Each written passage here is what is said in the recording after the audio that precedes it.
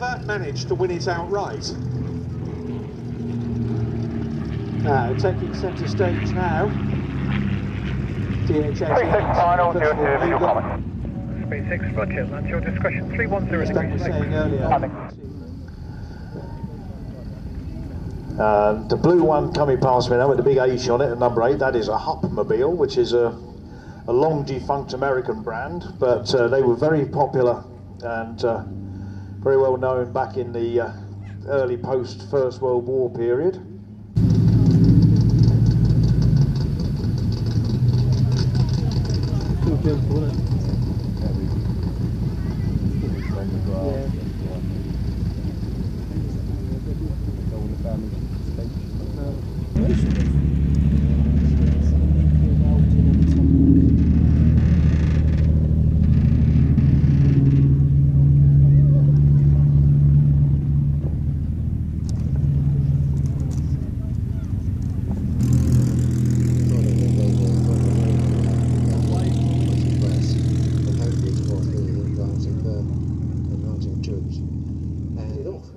So, ladies and gentlemen, high up to your left, the Yak 11.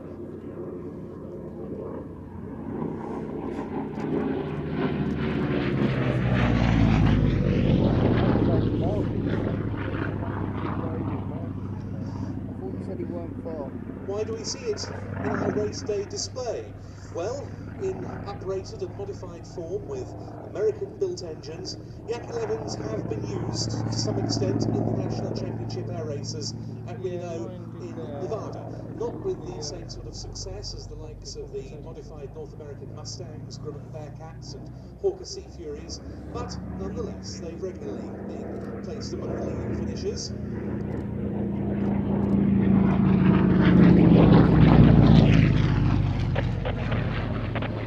And hardly surprising, there's a great big news. It's 230.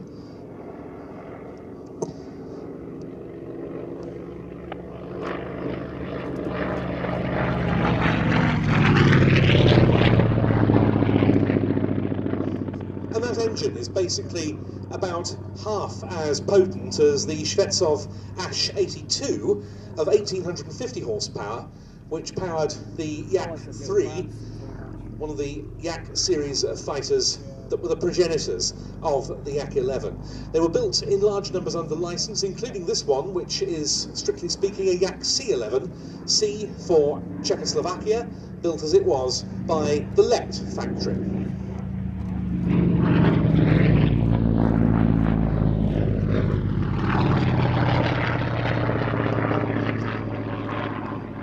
Beautifully X-rayed 70s. Large numbers were recovered from Egypt, not least in a huge job lot that was brought back to France by Jean Salis and Alain Capel.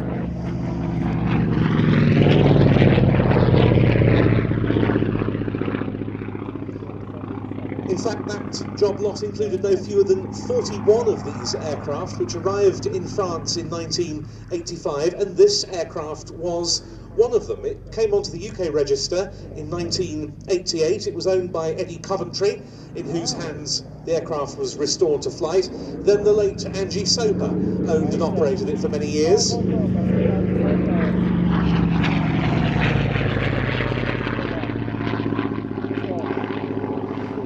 It's recently been rebuilt since a wheels-up landing in 2018, now owned by Mark Jeffries, who of course operates the airfield at Little Gransden over near St Neots, and this is its first airshow display since its recent return to flight.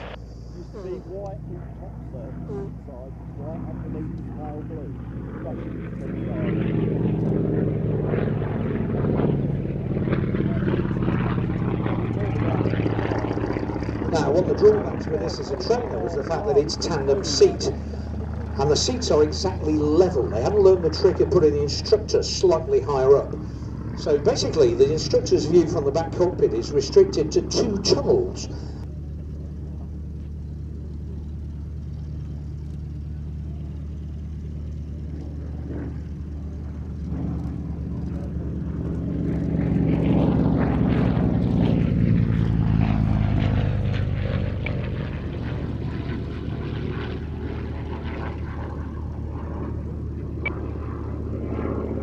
calling, it's carrier wave only. Oh, we got puddle jump. Got settled in there. 51 fine. I've been watching them start that norm engine on the rotary. Yeah, 2 o'clock and they were started. One behind as well.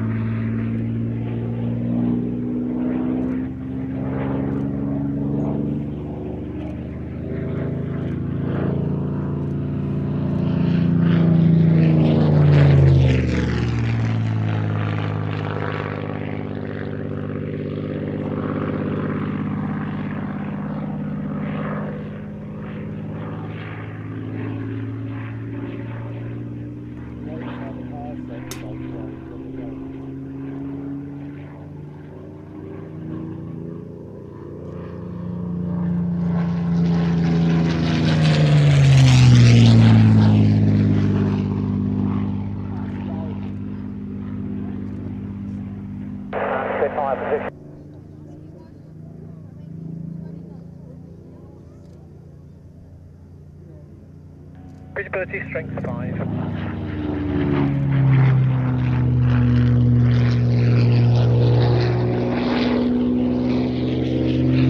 For your 5.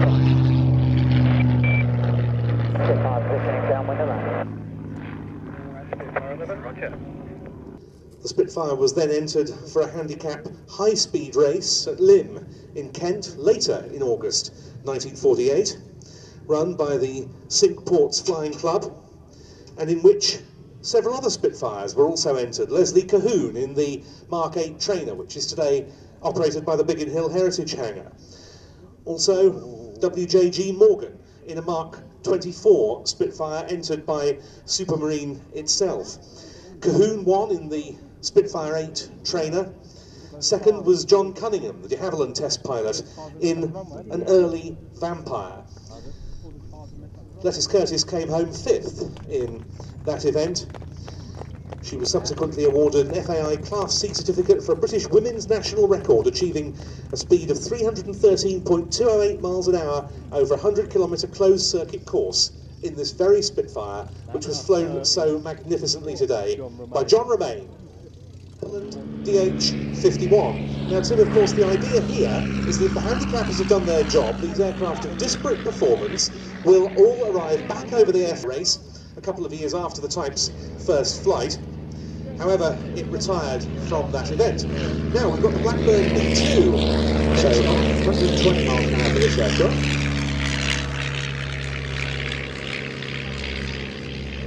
The first...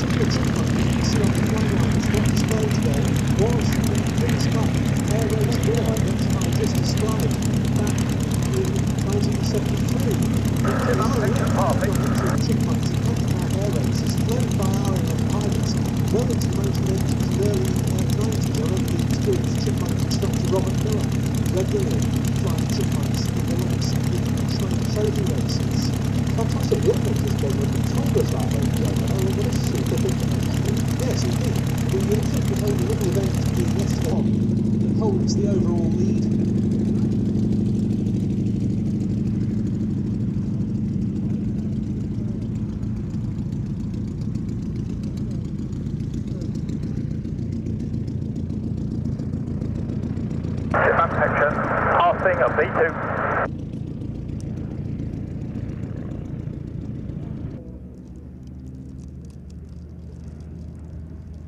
Now the 51 just beginning his 5th lap, but he's being taken down the inside by a trio of aircraft. Everybody is now on the same lap as the US-51.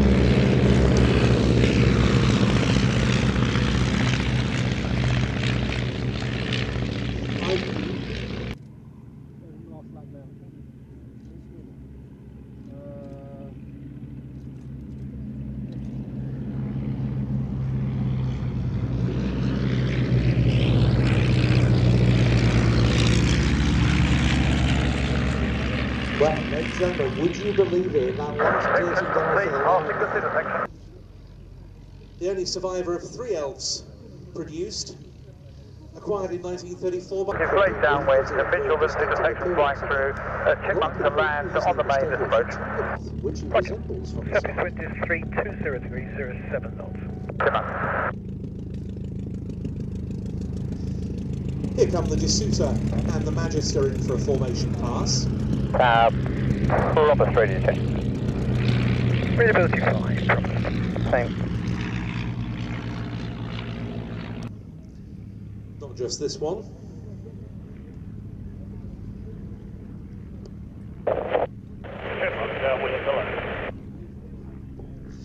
In fact, I believe 3 went through his hands, both Marks 1 and 2.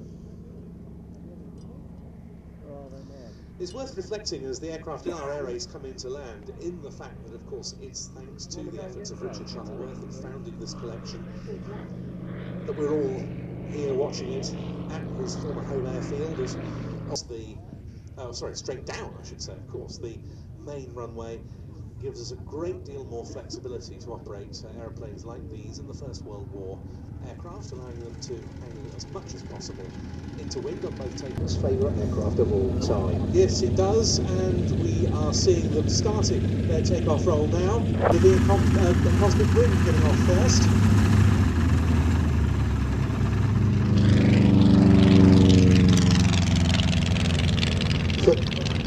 Built and named Lavia because, of course, it was designed and built by...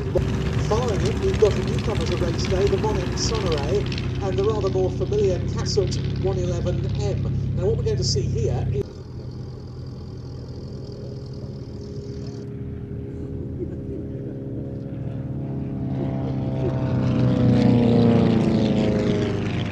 Now you can see the yellow Monac Sonoray in the lead.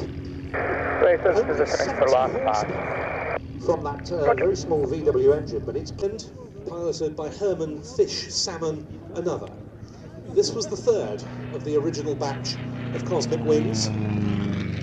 Sonoray, final contact, one ahead. Ballerina, because it was built for the Lockheed flight test engineer Glenn Fulkerson, whose wife was herself a ballerina.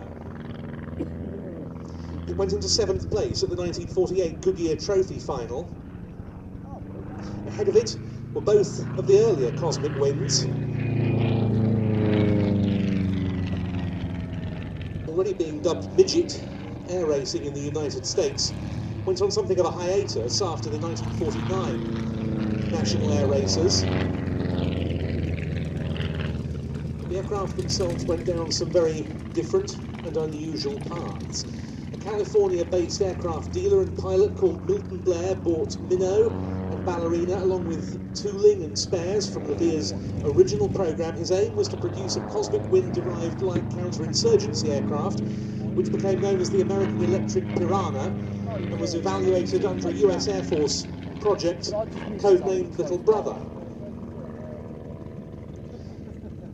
This one, Ballerina, was rather luckier than Minnow, whose flying life ended temporarily at that point. Ballerina, at one stage, was flown to Trinidad and back to California with a long-range fuel tank in the back by Milton Blair. It then was shipped to Britain. It became one of the stars of the Tiger Club during the 1960s at their air races and flying displays. The thing that I love is the finesse of the control circuitry on the aircraft. Not only is it fast, not only is it very manoeuvrable, you just saw your actual 16-point roll there, ladies and gentlemen, just performed flawlessly. This is a lovely, lovely thing to fly. And it's a King's Cup winner from 1964 in the hands of a British European Airways pilot called Dennis Hartus. Just a few weeks later, it went off to Bilbao to take part in the World Aerobatic Championships. This was a performance that was to go down in a series. It was in the hands of Neil Williams, late of this parish, of course, and many others, famed former Shuttleworth pilot. Williams was taking part at World Championship level for the first time, and he won the admiration of many of his fellow competitors for his performance in this aeroplane, which was, of course, not designed for that sort of work. It used up quite a lot of airspace compared with the types it was up against. Quite a low-powered engine, and also almost useless riders. With the Piper Super Cub tug towing off the Slingsby Kirby Kite prototype and petrol. Incidentally, flying the 3 Formula 1 races, we had Trevor Jarvis in the Cassett, John Dodd in the Monet Sonoray, and of course it was the Cosmic Wind's owner Pete Kinsey who just put on that most phenomenal aerobatic performance. I mean, that was extra 300 class. That was world competition class. That was on 85 horsepower. Come on. Yeah. Towing the ASK 28, a very modern, very modern glider. And what you're about to see out of the Slingsby Aircraft Company at Kirkby Moorside in Yorkshire. And they did build some elegant machines, didn't they, Ben? They did, yes. The Kirby Kite is the first of the two of Wallace Auto Gyro fame. And Hugh Kendall, very well-known glider as well as powered aircraft pilot, flew it in that form from Red Hill. Now, as you can see, the Cub has got the petrol and the Kite prototype up to altitude. The Rock towing the much lighter, well, it isn't lighter actually, it's just much more efficient. Kirby Kite prototype off first, followed by the red and white petrol. Now, as I understand it, they're going to be performing 3 triangular laps of the airfield. Might be a bit easier for me to follow who's actually in the lead of this one than it was in the air race earlier. Yeah, all got a bit confusing that one, didn't it? Now, this is interesting because look, the ASW28 is also off the toe and he's hunting them down. He's coming in from the left lane. He was obviously, that's the handicap system. They've released him well to the north. So, right, I see what they're doing now.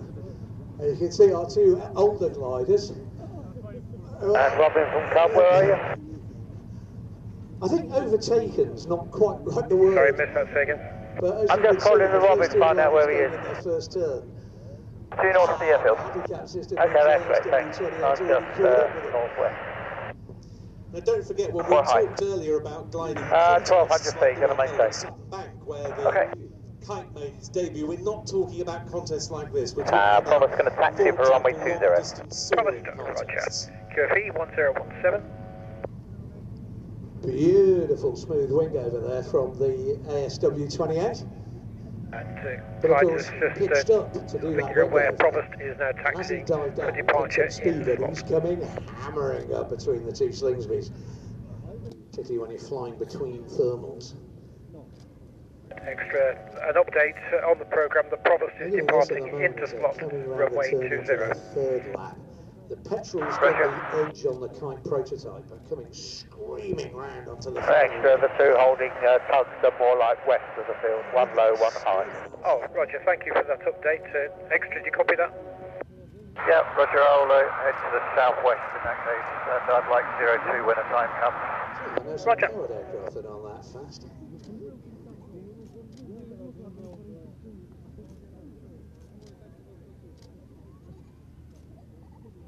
Extra, you're going to the Meppershall direction. Say again, Extra. Are you moving to the Meppershall direction? Affirmative. The Kite and the petrol really are fighting for second place now. So his W28's already come back the other way. He's just going to make a final turn and land off this one, I think.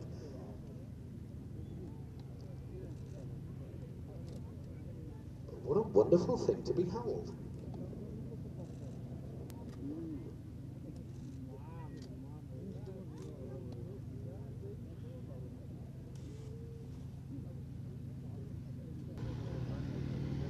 And Robin from Cubby's on a position left face. The gliders are under 100 feet. Okay, one more orbit now. Join left face. That's copied. I've got you in sight. Prototype on final to the main runway. The ASW28 on final to the cross runway, and the petrol turning final on the main runway behind the Kite prototype.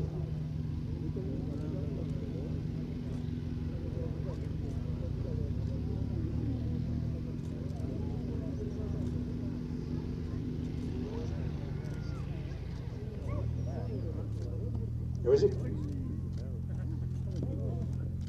Well, the prototype, the Kite prototype down.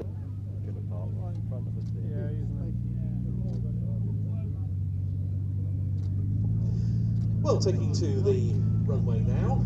Promised, we now back on time, runway 20, take off your discretion. Surface wind 300 degrees, 8 knots.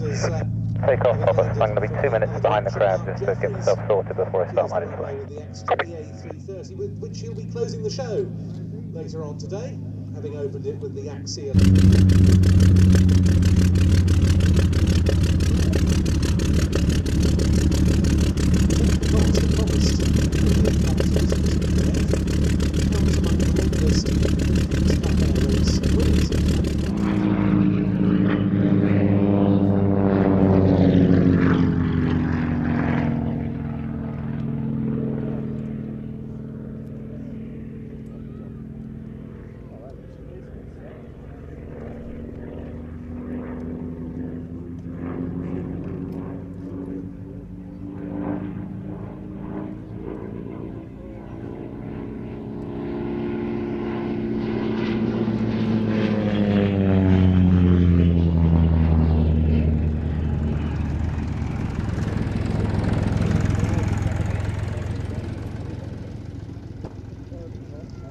Started arriving in RAF service in 1953 with the Central Flying School at South Cerney in Gloucestershire.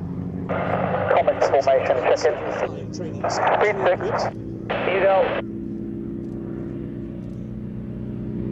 Waiting 2 and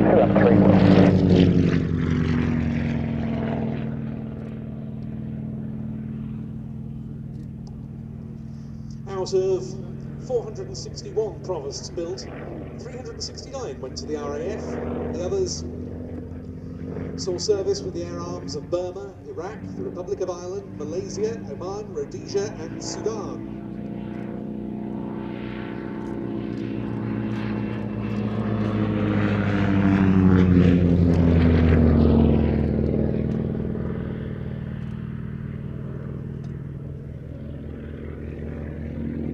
Quite a few of those countries used armed versions as light attack aircraft. With the RAF, it was purely a trainer.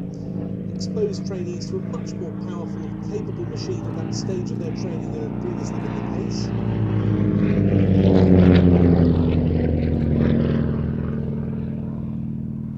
Very good visibility under that large canopy and with the side-by-side seating arrangement. And it meant that trainees could move on that much more easily to the jet stage with the de Havilland Vampire as well. And some Royal Navy pilots too undertook training on RAF Provosts.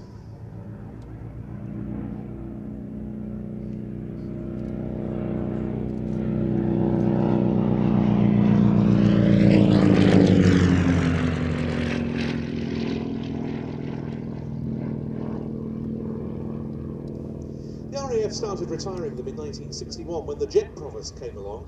That started out very much as little more than a jet conversion of this airframe, even retaining the same stalky forward undercarriage legs.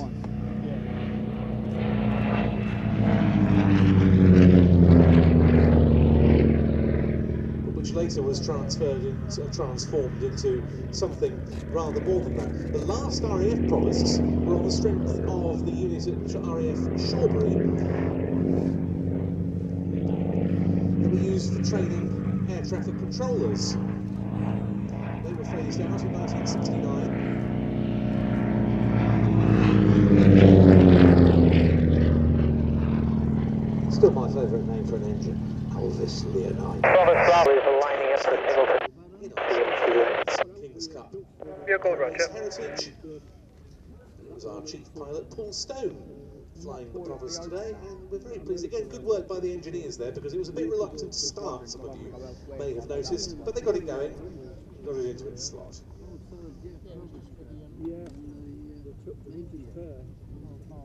Lining up at the far end of the runway at the moment, ladies and gentlemen, we have the Varsity Provost, runway vacated. air racing. Provost, thank you. Break. Comet +1, runway 02, take off your discretion. 310 degrees and 8 knots. One of which, the SE-5A.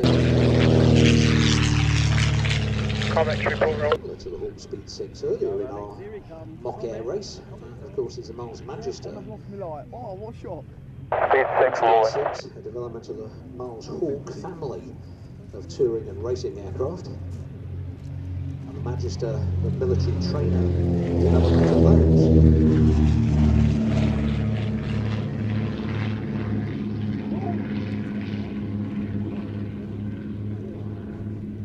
Quite a fleet of SE fighters.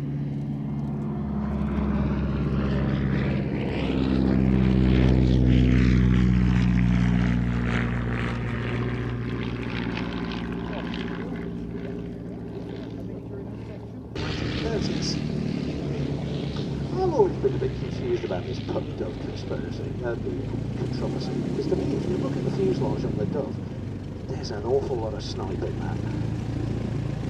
It was a lot sturdier airframe than the pup overall. It was certainly a rather good school setting, I think. It was the Newport 17 replica joints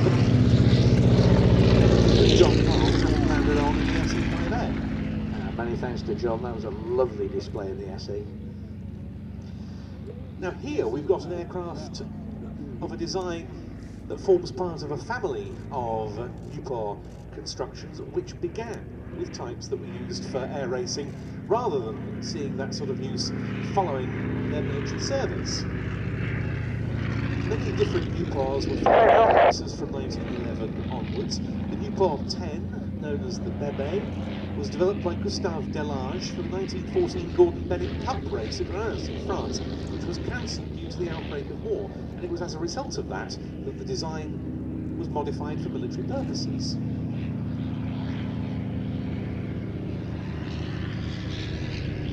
Very well indeed.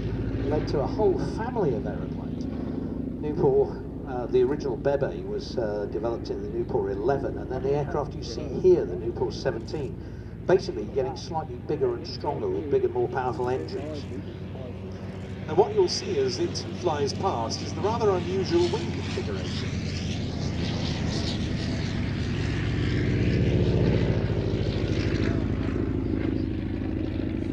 Because while it is of course a biplane, it's a so-called sesquiplane, or otherwise known sometimes as a 1.5 wing design, whereby one of the wings, the lower one in this case, as you can see quite clearly, is smaller than the other. On the Newport Scout family, that lower wing has only one spar and is considerably thinner than the 2-spar upper wing. There were some structural disadvantages to this layout, but the Newport 17 was still a really fine fighting Scout with good top speed, high rate of climb, excellent agility.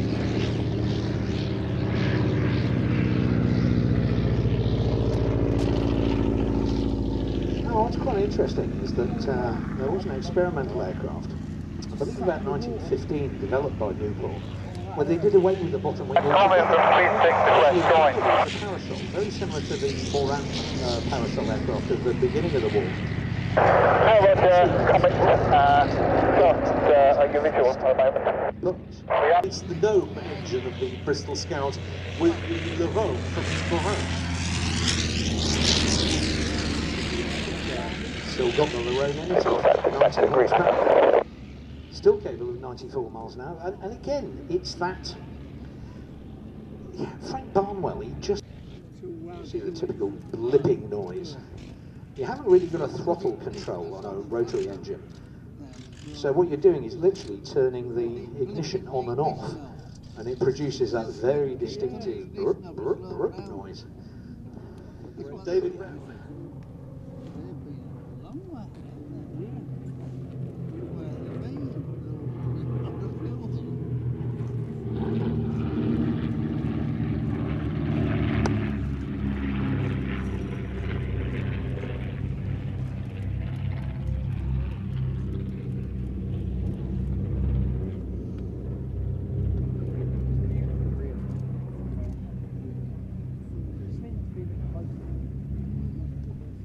Ladies and gentlemen, described to me once as the world's only Art Deco aeroplane, and as such it is. Development of the Hawk family of two-seat training, sporting and racing aircraft by the Miles Aircraft Company. Interestingly, designed by Blossom. indeed, yes, the wife of F.G. Miles, and it was an aircraft that was proposed to F.G. Miles by the well-known racing entrant and pilot Sir Charles Rose. The main differences between this and the Hawk trainer and tour that had preceded it: they removed the front cockpit to permit the installation of a 200 horsepower de Havilland Gypsy 6 and enclosed the rear cockpit. The first of the Hawk Speed 6s, which was known as the Hawk Gypsy 6, made its debut in the 1934 King's Cup. Rose retired in the initial Aircraft went on to place second in the 1934 King's Cup Air race with an average speed of 147.78 miles an hour, and that's on 200 horsepower around a very tight course. This aircraft was the second Hawk Speed 6 built, which made its debut at the 1935 Grosvenor Trophy race at Desford. It was built for a very interesting gentleman by the name of Louis Fontef, a racing driver of British nationality, born to Brazilian parents. Fontef had won the 24 Hours of Le Mans race for the British Lagonda team alongside Johnny Hindmarsh just 2 weeks after this Miles Hawk Speed 6 made its maiden flight in June 1935. He then turned to air racing. Fontef was second in that 1935 Grosvenor Trophy. QFE 1018. Just makes it handle. 1018, 022. One of those four owners was a gentleman by the name of Ron Payne, a very experienced racing pilot who also loves his instrument, but he never managed to win it outright. Now, taking centre stage now. DH18. Final, 02, visual comment. Speed 6, roger, that's your discretion. 310 As Ben was saying earlier, two very famous racing aircraft with much pedigree in their own right, and not replicas. These actual aeroplanes are the ones who won those races. Well, by which I mean one of its previous owners was Alec Henshaw. Not what the Folkestone Trophy Air race, an average speed of 2. Remarkable achievement if you consider he was doing it all on a stopwatch, a compass and a map. Mark Sharp, meanwhile, rolling out with the Hawk Speed 6.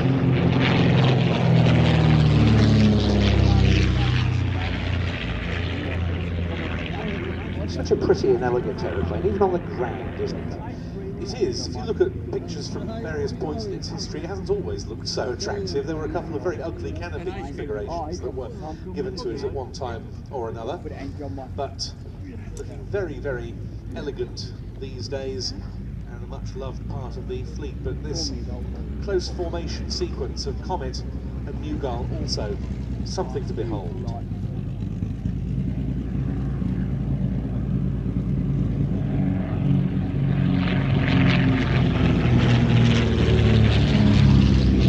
Again, 210 horsepower in the nose of the Mughal, giving it a maximum speed of 230. Mughal, tail chase, go.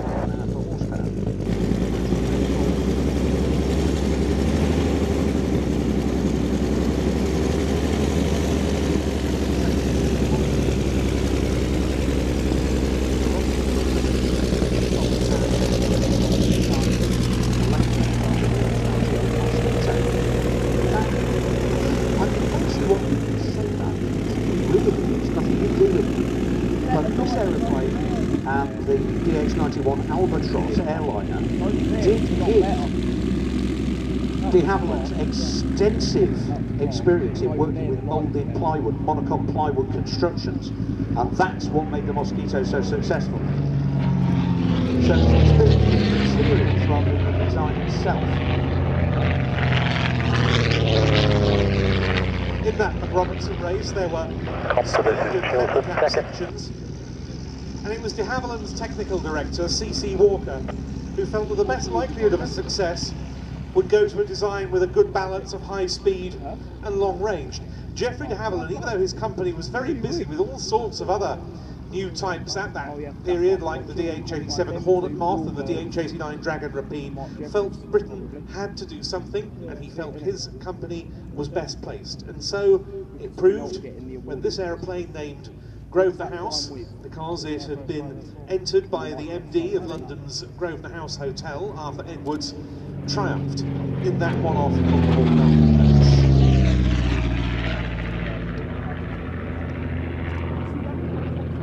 What gets me is it's 11,300 miles from Mildenhall to Melbourne. This little I'm making those last pass, I'm going to turn down with the land. It's having to stop and land for fuel all the way along that route. And it did so in the hands of crews, as I say, there were 3 of them in the race, this being the winner, who had only just got their hands on this rather tricky to handle twin just before the start of the race. Well, tricky to handle is right. This one, Grosvenor House, was flown by Charles W.A. Scott and Tom Campbell Black. Scott told a BBC reporter just before the start he'd never flown a twin-engined aircraft before the Comet. The other 2 were in the hands of Jim and Amy Mollison, and Owen Cathcart-Jones and Ken Waller. You know what fascinates me again about that race is, yes, the Comet specifically designed to win that race. Yeah, it did. What came second? The Douglas DC-2, yeah. KLM Royal Dutch Airlines, IFA, yes. Which shows you just how fast aircraft development was going. So de Havilland had pulled out all the stops to design a specific racing machine to win this race, which they succeeded in. But an absolutely bog-standard Douglas airliner from KLM, with passengers and mail on board, came in second. Yes, and there wasn't an equivalent British airliner of the era that could have shown anything like that performance. Nonetheless, Britain enjoyed the prestige of the outright win when this Comet was first across the finishing line at Melbourne's Flemington Racecourse, home of the Melbourne Cup, winning the £10,000 prize for the speed contest.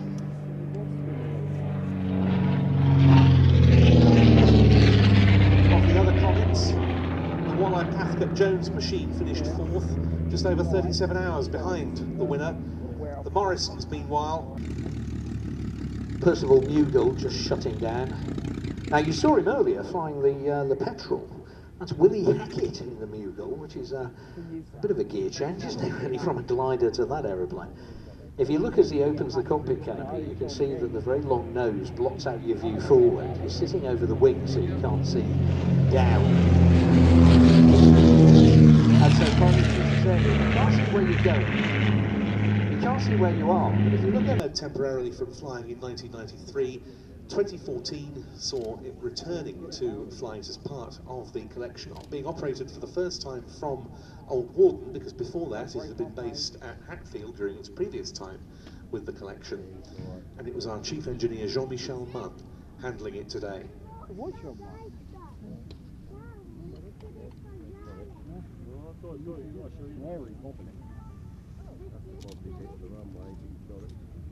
Not why that way to land, it's harder. Yeah.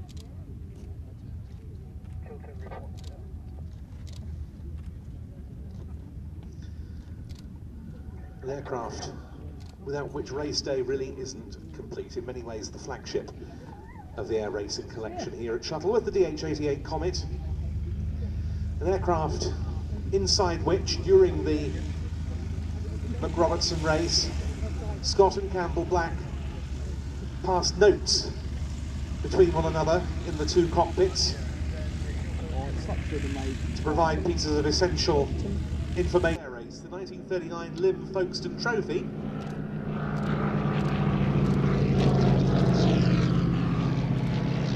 Copper will hold down wind at Chiltern, departing to the north.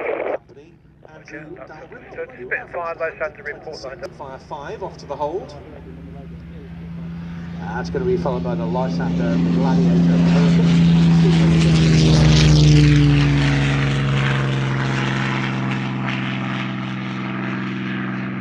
145 mile an hour top speed, so it was very, very fuel efficient as well, so you could get some extraordinary ranges out of an aeroplane that size.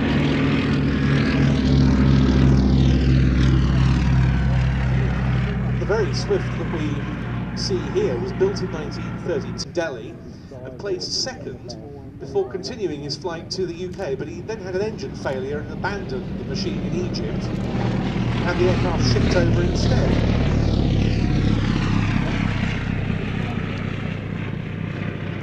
I think with those three off, we're going to now bring the Swift into land, and the Hurricane is going to take off a little. The four originals that have been built, all of them survive alongside the new build ones. So in future years we could see a very substantial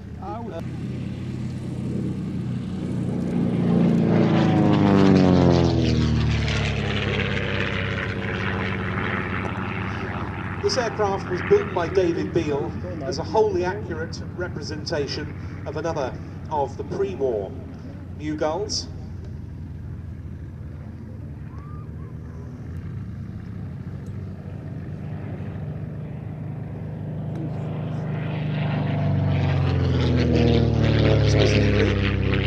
An aircraft that was due to take part in the Schlesinger race between Portsmouth and Johannesburg in September 1936. It didn't, because it suffered an accident on the ground at Speke Airport in Liverpool that killed its pilot, Tom Campbell-Black, one of the co-winners in the Comet of the McRobertson race of 1934. It was rebuilt for a new owner, Charles Gardner, and with it, Gardner won the 1937 King's Cup, and it was his second win in succession. The previous year, he'd won it in a Percival Vigagal. Charles Gardner, of course, going on to have a phenomenal career in British aviation.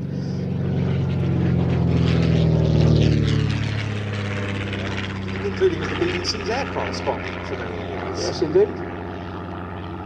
This is Charles Gardner reporting. I remember that very well.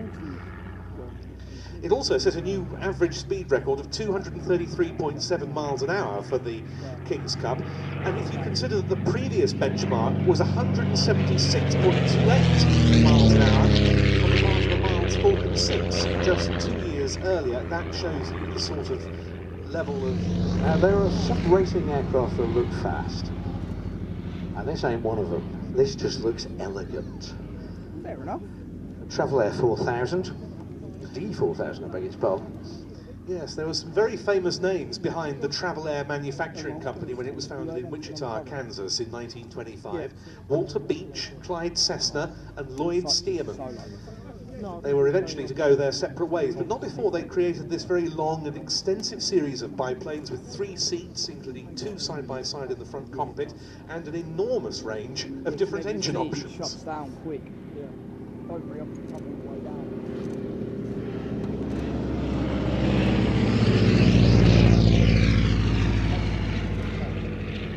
Now, it's interesting, isn't it, that they started with the Travel Airs.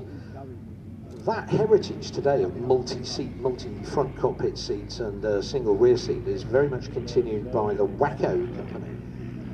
And yet, Beech, Cessna went very much in different directions after they were building these aircraft in Travel Air.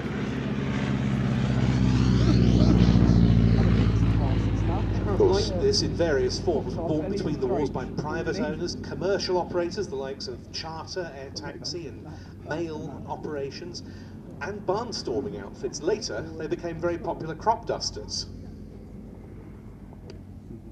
Fascinates me that, I mean, you look at Stearman's heritage with his history of training aircraft during the Second World War. You look at Beech and Cessna still producing aircraft today for the light and transport and executive market. How very, very different. And this is where they all started.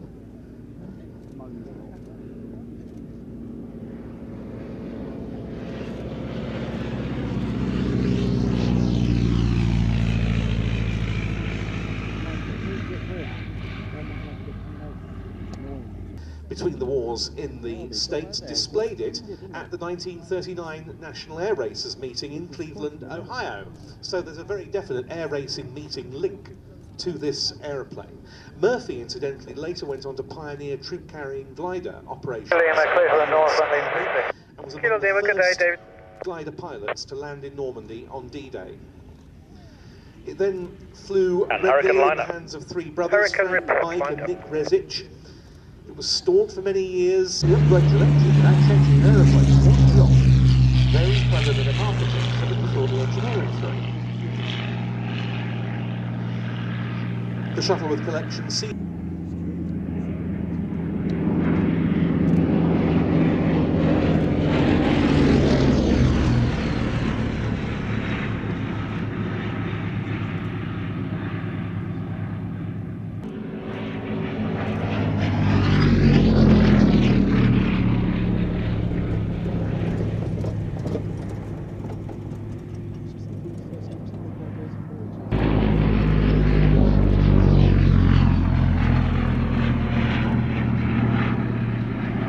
Last biplane fighter to see service with the Royal Air Force, the Gloucester Gladiator. 840 horsepower Bristol Mercury in the nose, 257 miles an hour. And what is interesting is there's 870 horsepower in the nose of the Lysander, but it's only good for about 180 miles an hour. Gladiator designed from the outset as a 4-gun fighter. 2 303 machine guns, one in a pallet under each wing and one mounted on the side of the fuselage, firing between the engine cylinders and out between the propeller blades. The machine guns were timed so the propeller was never in the way when the bullet fired. Famous for its exploits both in the defence. Pyros cross threshold runway 20. Story of the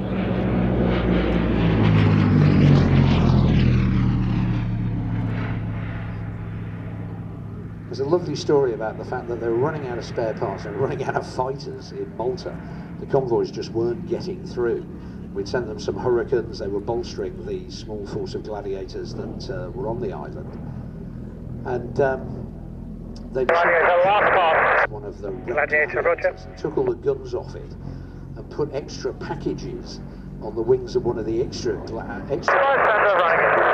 flying to produce the only 8-gun version of the fighter ever. Pyros cross runway 30 now. As an Army cooperation aircraft.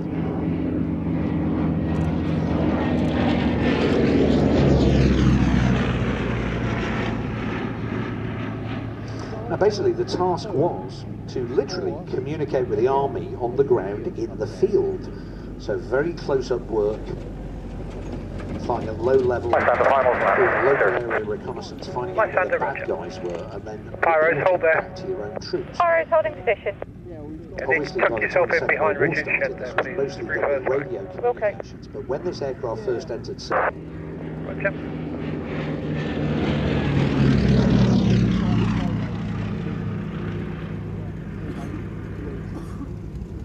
and it meant that far more efficient communications could be opened up. And sadly, the Lysander, even though 870 horse and about 180 miles an hour, its performance was just wrong. It couldn't fly slow enough, and it was too big, so it wasn't manoeuvrable enough.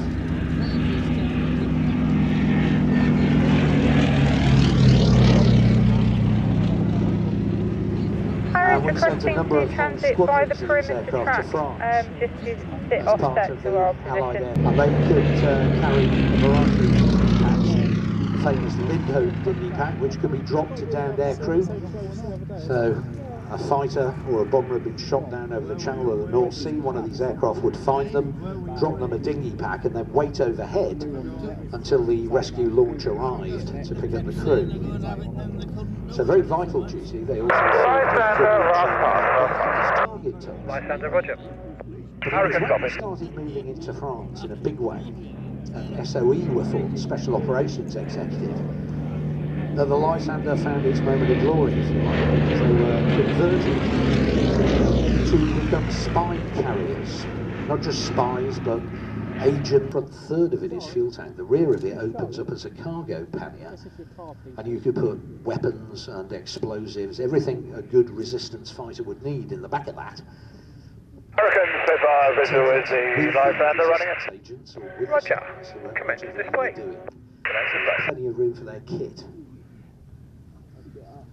And as you can see, very short field performance, which is why the Lysander was perfectly suited to that job.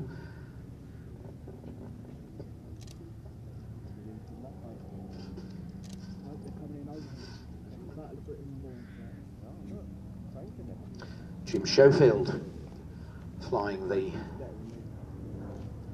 Lysander for us today, as running in from...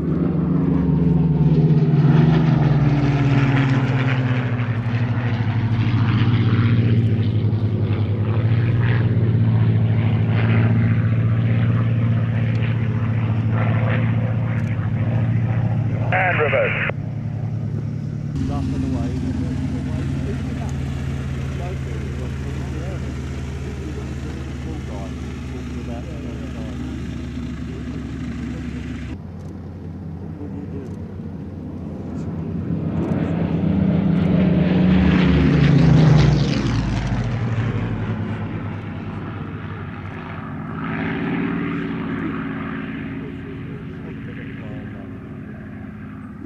See them wondrous shapes.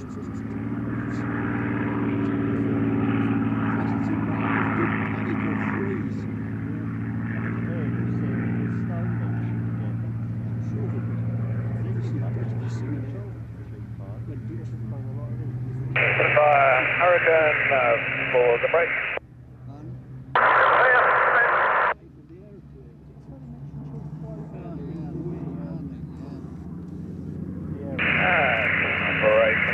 Break. Go.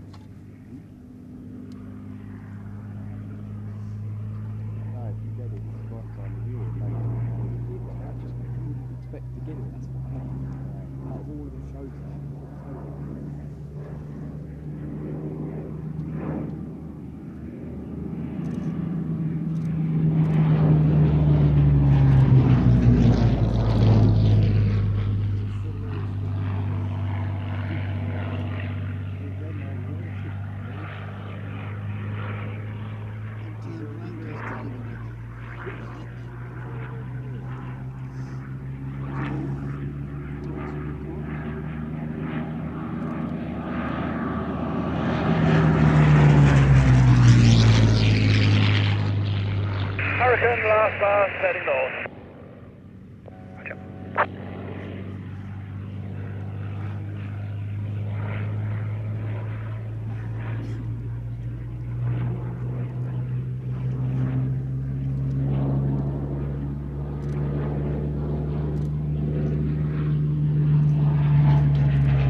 Hurricane there.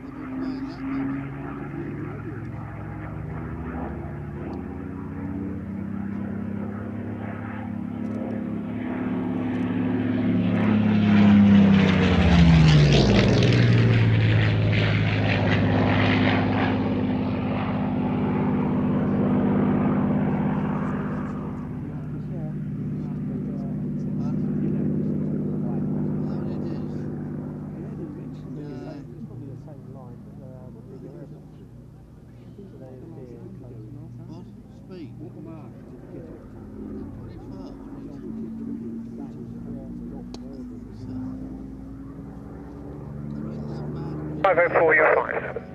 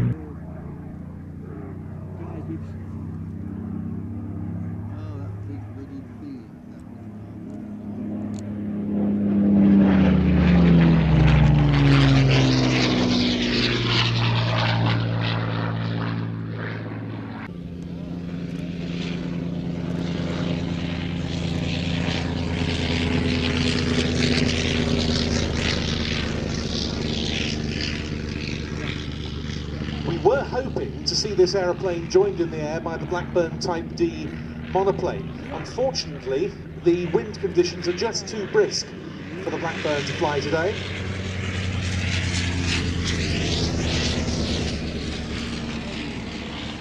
So hopefully next year it'll be fully fifth time lucky for our intended reenactment of the so-called Wars of the Roses Yorkshire-Lancashire air race of October 1913 between the new Avro 504 design and the Blackburn Type I monoplane.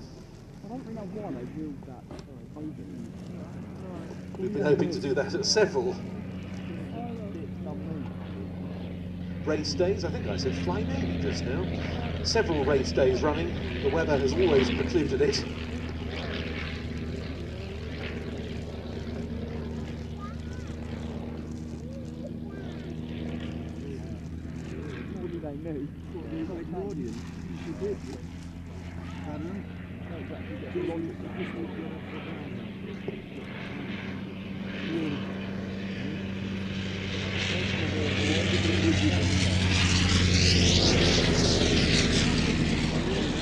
Instead, we see a solo by one of Avy Rowe's most outstanding creations, derived from the Avro 500 of 1912, and the future Avro chief designer Roy Chadwick was among those involved in its conception, working on the fuselage. Together, the team turned out a very light design with a rectangular section, box girder fuselage, and equal span, two bay wings, two seats on board with the pilot in the back, and most distinctively of all, the ash landing skid anchored to the fuselage.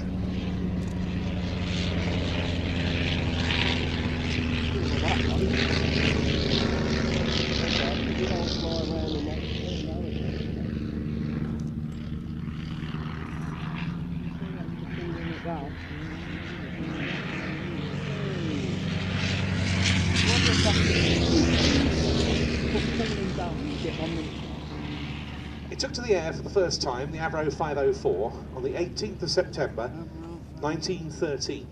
The very next day, the aeroplane finished fourth in the 1913 aerial derby race. Later that month, it went on to take part in the Wars of the Roses contest against the Blackburn on a course that started and ended in Leeds.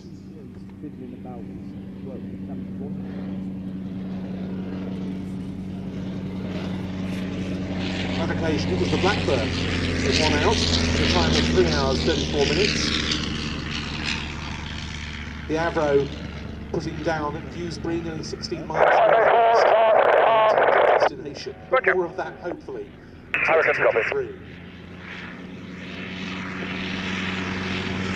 Now, it's interesting, isn't it? I was hoping that we would get the Blackburn and this aircraft together, because the aircraft this was developed from, originally known as the Avro Type E, later known as the time. Scott Butler was Extra taxi for the hold. 504. Extra taxi hold, runway 02, QFE 10. That's the first time you've mentioned his name, so yeah, I thought so, yes. Your memory is clear. Charlie at the controls of that aeroplane for us. He was to have flown the...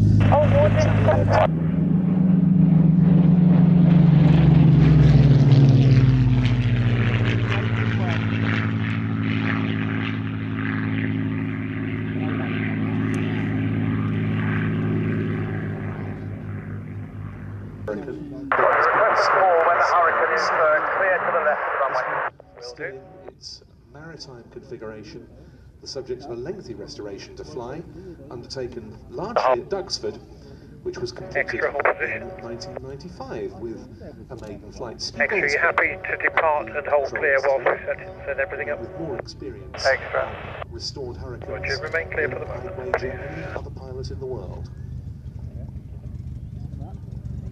Still my favourite World War II fighter, Ben. Yep. Do you remember that day?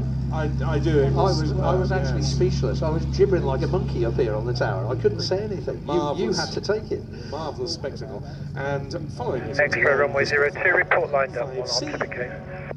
Extra, report lined up.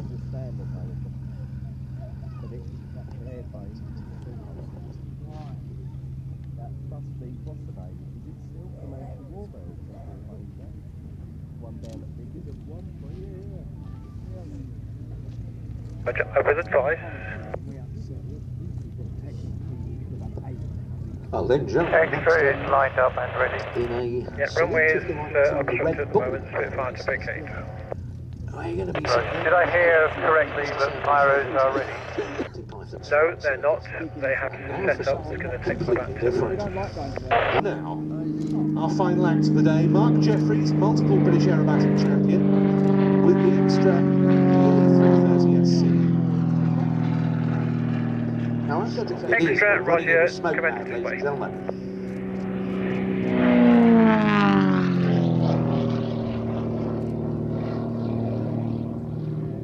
Mark starting off showing you just what a massive performance, that 315 horsepower coming out of the Lycoming engine in the nose.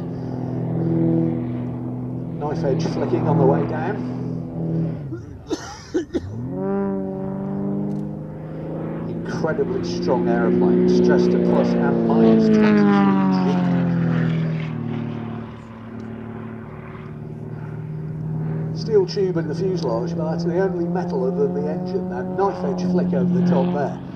You basically kick on full rudder, let the aircraft turn sideways, then shove the stick all the way forward. So it goes end over end sideways through the sky. Funnily enough, it looks quite a tough manoeuvre, that. It's actually quite comfortable because the aircraft's going round you. So there's not that much G in it, which is a bit weird. Old Warden information, Golf Sierra Yankee Foxtrot Whiskey. World Championship. Sorry, aircraft calling second. Derivatives. Golf Sierra Yankee Foxtrot Whiskey. Among the Sierra aircraft Yankee that we Foxtrot used Whiskey. alongside the likes of the Super Golf Sierra Yankee Foxtrot Whiskey. Request taxi instructions before a return flight to Hackney Green. Sierra Foxtrot Whiskey. No, hold Later they were position, please. superseded by the Displays to the appropriate. rather more modern Holding position, Golf Foxtrot Whiskey. H540s and You should not be MXSs and so forth. engine start at this time. Yeah, but not anymore. Have you seen the new one? Extra 330 Oh, Mike Delta Delta Echo, you calling Old Warden? Very good tour, I gather, as well. John Taylor flew one in 4 hours old into Devon the other day. What a piece of kit. Even got an autopilot and a full glass cockpit. Yes, indeed. They're really impressive, aren't they? Huh? So you can go touring because you can take £100 of bags behind the scenes. You can go touring, or you can go flying full-on competition aerobatics, which is quite remarkable.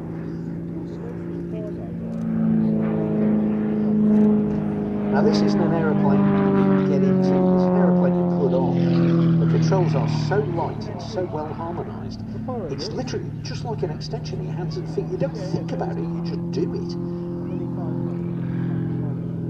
But I gather the roll rate can still be quite a shock to the uninitiated, even to an experienced pilot used to flying rather more sedate machines. Well, we first got a Firebird Aerobatics. We first got our first Extra 300s, which were the mid-wing version, and we're pretty shocked to discover the standard aileron roll rate was 360 degrees a second. It was when we started doing flick rolls and we found out it was doing 480 degrees a second. And then we got the low-wing 300L, and that'll do 540 degrees a second. So it's a bit like finding out what your washing felt in the middle of your washing machine on spin cycle.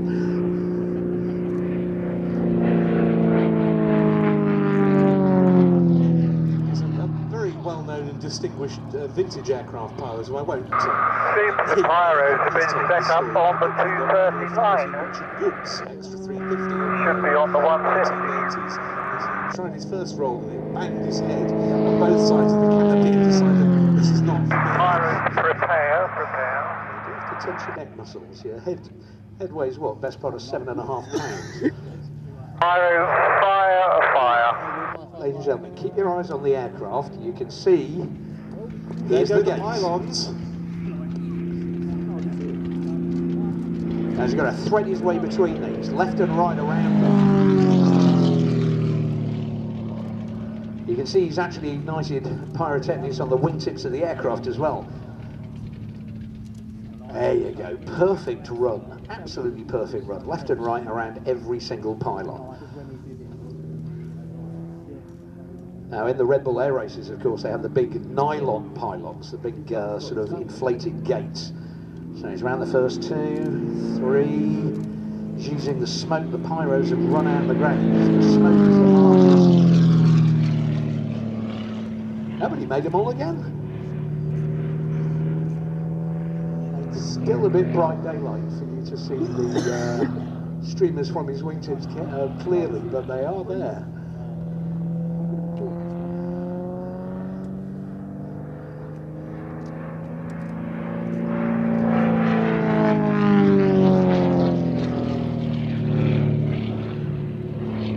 Not something you see every day, is it?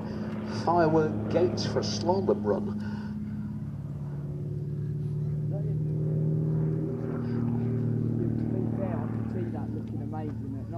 These really are incredibly beautiful aeroplanes. When you see the workmanship that goes into these, how aerodynamically clean they are. There's not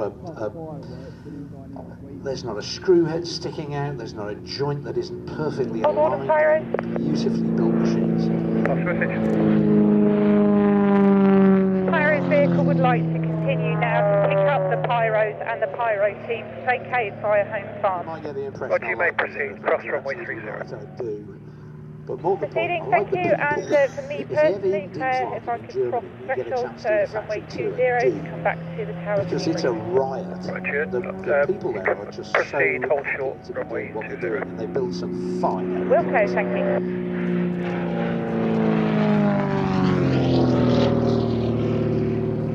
And tower into Spitfire 11. Spitfire 11, Nice cross edge position. up the vertical. Spit 11's looking for start for return flight to Duxford. Spitfire 11, start, report ready for taxi. Display complete. Foxtrot with you ahead. Taxi, hold runway 02, QNH. Whether this is your first visit, Hold 02, 1023, you're a Golf regular. It's been Any great to aircraft have you seeking come to and taxi for departure, the other events give you us a may have call. attended over the course of what's been another very memorable season. Spitfire 11 ready for taxi. Spitfire 11, taxi hold runway 02. Caution extra on the runway, taxiing in this time. We will probably be having a few departures, most notably John Romain's just fired up his Spitfire PR Mark 11 behind us. Requesting cross So he's going to be threshold taxiing runway into 20. depart in this Clear, beautiful low cross golden light. So threshold the runway 20, photographers out caution there. the extra It's just a turning lovely off. chance to get a Crossing fine 20 picture visual with the as extra he departs. Some of the stalls, some of the stands are still open. They'll be closing shortly.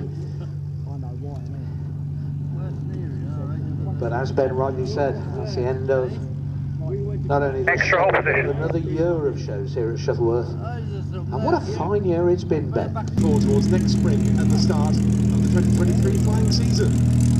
Premier show, first weekend in May, I believe. As is usual. But ladies and gentlemen, it only remains for Ben and I to wish you a very, very safe journey. Fire is clear of the threshold runway Do 20. take care out there. Roger. Left turn.